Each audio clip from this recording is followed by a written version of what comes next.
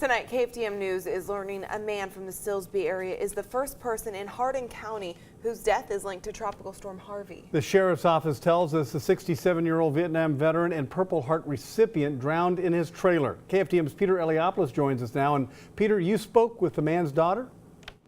I did, Greg, and Scott Coyle spent a lot of his time on the water in his life. He was a tugboat captain for years and served in the Marines in Vietnam.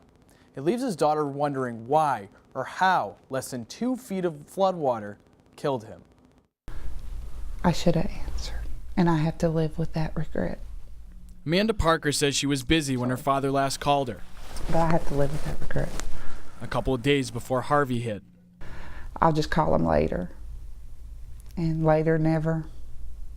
Harvey beat me to later. The Hardin County Sheriff's Office says 67-year-old Scott Coyle drowned. Parker was too upset to join us, but she tells us her father was discovered here on September 7th, more than a week after 5 feet of floodwater receded from his mobile home in Silsbee. 67, and it just blows my mind that floodwaters took him, you know. It wasn't the ocean where he worked on the tugboat. It wasn't the tours in Vietnam. It was Silsbee, Texas. Coyle served in Vietnam. He earned 3 Purple Hearts during his 2 tours of duty. But he never told his daughter the war stories, the heroism that led to the medals. She saw them, held them for the first time, only weeks ago when she found his body. I was mad, and I cried, and I sat and I held him, and I looked at him, but I was angry because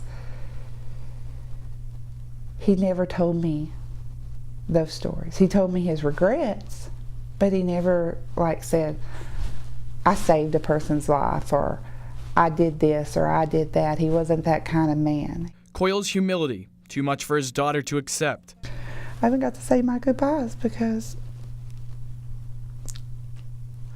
you know, even when I hung up the phone, I said I love you, but I never really said goodbye, or I'm sorry, or, you know, or who are you, you know? So I have a lot of regrets.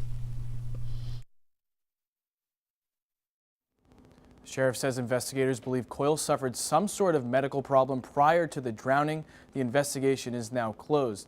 And Parker is telling us tonight she takes solace in knowing her father's Bible was right next to him when he took his last breaths.